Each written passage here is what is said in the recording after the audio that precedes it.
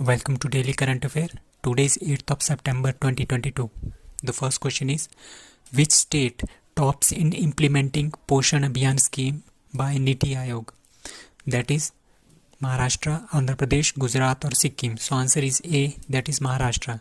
So Maharashtra जो state है उन्होंने इम्प्लीमेंट किया है पोषण अभियान जो स्कीम है उसको अच्छी तरह से इम्प्लीमेंट किया है. तो इसका पहला नंबर आया है महाराष्ट्र का, दूसरा आंध्र प्रदेश, थर्ड गुजरात और छोटी स्टेट्स में सिक्किम पहले नंबर पे है. ठीक है, Maharashtra first, second Andhra Pradesh, Gujarat third, Sikkim best performer among the small states.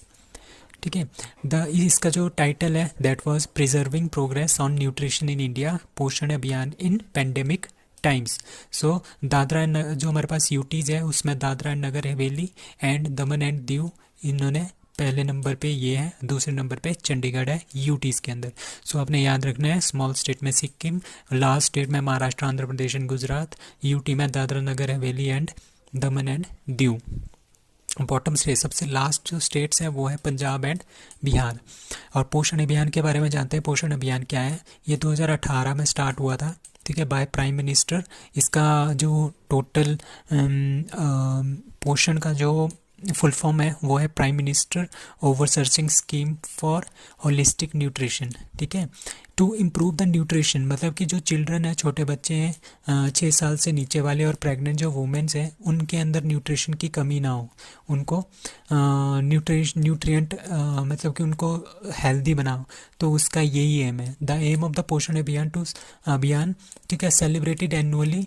ठीक है, ये एनुअली इसको सेलिब्रेट किया जाता है हर साल इन द मंथ ऑफ सितंबर. तो सितंबर को बोला जाता है पोषण माह. सो पोषण अभियान स्कीम में महाराष्ट्र पहले नंबर पे है. Now which state UT tops in use of e prosecution portal. ठीक है, दिल्ली, यूपी, एमपी और J and K. So answer is B, that is UP. जितने भी हमारे पास क्रिमिनल केसेस होते हैं उसको ऑनलाइन उसकी प्रोसिक्यूशन होगी. ठीक है, ऑनलाइन उसकी प्रोसिक्यूशन होगी. उसके मामले में यूपी जो है सबसे पहले नंबर पे है. मतलब कि उत्तर प्रदेश ने 9.12 मिलियन केसेस जो है के साथ वो पहले नंबर पे है in the E prosecution portal के अंडर. ठीक है, ये हमारे पास डिजिटल इंडिया मिशन के अंडर ये आता है ई प्रोसिक्यूशन पोर्टल. इसके अंदर क्या हो जाता है, जिस तरह के हमारे पास अगर किसी की पेशी लगती है इन कोर्ट्स वगैरह तो वो क्या होते हैं, वहाँ से उनको डेट्स वगैरह आती है तो उनको ऑनलाइन हम डेट्स प्रोवाइड करते हैं. ठीक है, ऑनलाइन डेट्स प्रोवाइड करो या फिर उनकी ऑनलाइन हियरिंग हो तो ये सारे काम ऑनलाइन होते हैं. So e prosecution portal is related to the prosecution of the criminals. So ranks सबसे पहला नंबर है यूपी का, दूसरा एमपी का, तीसरा बिहार का, चौथा गुजरात का. Now, International Day of Clean Air for Blue Sky is celebrated on that is 7th of September. 7th of September को हम मनाते हैं Clean Air for Blue Skies. The International Day for Clean Air for Blue Sky is observed globally on 7th of September. ठीक है, इसका मतलब क्या होता है, हमने क्वालिटी को इम्प्रूव करना है, एयर क्वालिटी को इम्प्रूव करना है. और ये स्टार्ट हुआ था 2019 से और इसका इस बार थीम था द एयर वी शेयर. अब यूनाइटेड नेशन इन्वायरमेंट प्रोटेक्शन इसका हेडक्वार्टर कहाँ पे है, नैरोबी केनिया में. इसके हेड है Inger Andersen. Founder was Maurice Strong. And UNEP कब लॉन्च हुआ था, 5 जून 1972 को ये लॉन्च हुआ था. ये हमारे पास यूनाइटेड नेशन इन्वायरमेंट प्रोटेक्शन के लिए एक संस्था बनी थी. दैट इज़ इन उसका जो हेडक्वार्टर है that is in Nairobi Kenya. तो ये बना था 5 जून ऑफ 1972. सो 5 सितंबर को इंटरनेशनल चैरिटी डे बोलते हैं. 5 सितंबर नेशनल टीचर्स डे, 8 सितंबर इंटरनेशनल लिटरेसी डे और 14 सितंबर ये हमारे पास बहुत ही अच्छा क्वेश्चन है, काफ़ी पूछा भी गया है, that is Hindi Diwas. Which state government launched e governance portal Samarth. ठीक है, तो ये लॉन्च किया है उत्तराखंड ने एजुकेशन, ये हमारे पास जो उत्तराखंड का एजुकेशनल डिपार्टमेंट है उन्होंने ई गवर्नेंस पोर्टल समर्थ जो है उसको लॉन्च किया है. तो ये क्या करेगा, ये प्रोवाइड करेगा administrative and educational update including information about entrance exam, salary structure, appointment, new appointments. ठीक है। और जितनी मेरे पास स्टेट यूनिवर्सिटीज़ है उनमें कितनी अपॉइंटमेंट्स हो रही हैं, एंड 140 जो पब्लिक स्कूल है उसमें भी कौन कौन सी हमारे पास कौन कौन सी अपॉइंटमेंट है, कौन कौन से एंट्रेंस एग्ज़ाम है, सैलरी क्या है, तो ये सब कुछ इसी में दिया जाएगा in e portal, that is Samarth. Jan Samarth portal भी हमने लॉन्च किया था by PM. It is a one step gateway for all credit linked schemes of the government. अब recently launch scheme in the Uttarakhand. Uttarakhand में जो स्कीम्स हैं और जो ऐप्स हैं वो लॉन्च हुए हैं रिसेंटली। दे आर मुख्यमंत्री स्वर रोजगार योजना, हंस जल धारा योजना, सीएम उद्यम खिलाड़ी उन्नयन योजना, हिम प्रहरी स्कीम, ईएफआईआर सर्विस, मुख्यमंत्री स्वरोजगार योजना। सो ये सारी की सारी योजना कहाँ की है? उत्तराखंड की। Now which state set up the India's first bio village. India का पहला बायो विलेज कहाँ पे सेटअप हुआ है? That is Tripura. So Tripura becomes the first state in India having its first modified bio village. ठीक है, तो कौन सा गांव है ये नाम है अपने ध्यान रखना है, दैट इज दसपारा गांव, दसपारा गांव ऑफ त्रिपुरा। ठीक है, सो इसके अंडर क्या क्या होगा? इसमें Tripura government has aim to set up कितने 100 बायो विलेजेज ये सेटअप करेंगे।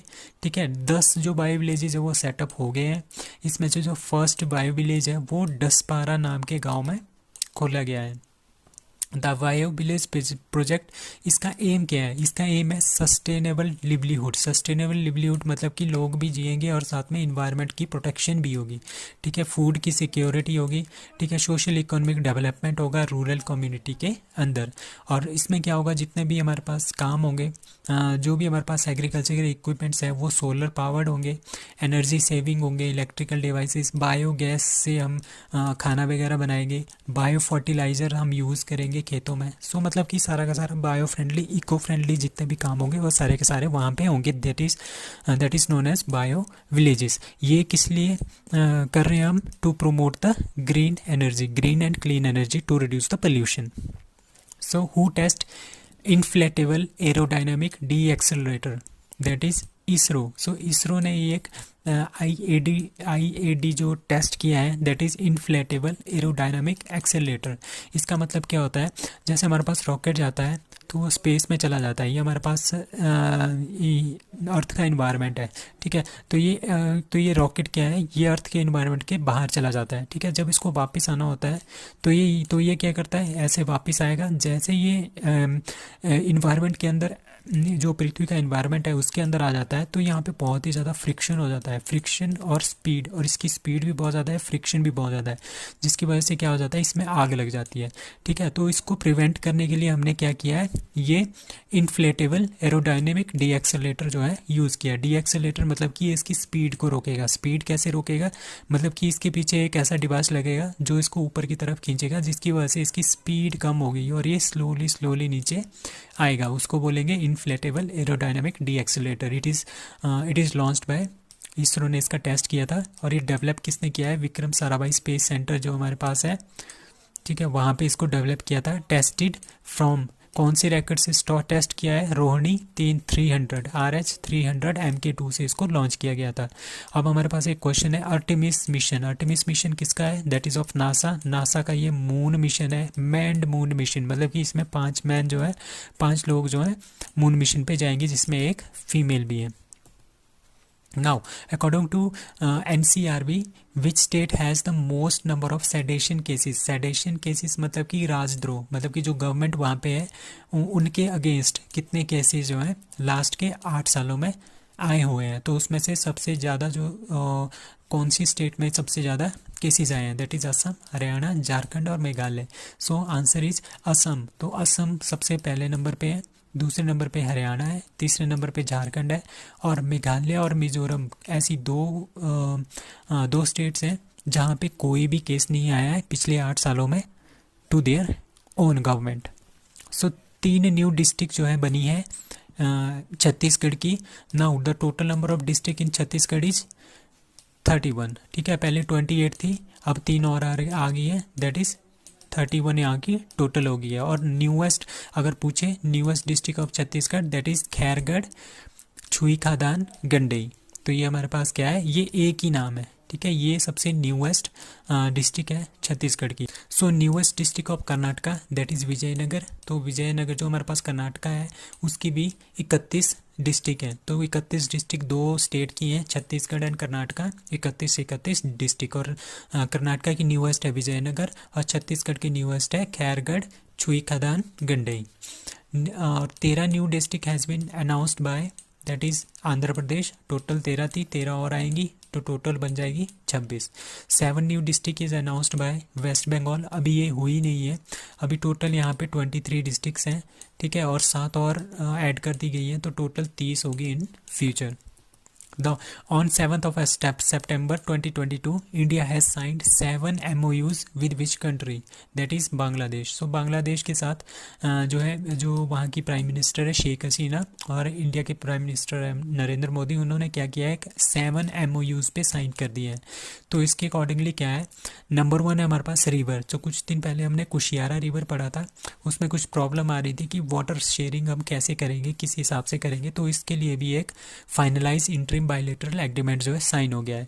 दूसरा क्या है हमारे पास, क्या है, CSIR है, council of scientific and industrial research India का, ठीक है, और बांग्लादेश का भी CSIR है। ये दोनों ने अपने साइंटिफिक कोऑपरेशन के लिए MOU साइन किया है। नाउ थर्ड वन इज जो हमारे पास बिल्डिंग है, the national judicial academy of Bhopal and Bangladesh supreme court, ठीक है, इसकी कैपेसिटी को ये दोनों इंक्रीज करेंगे।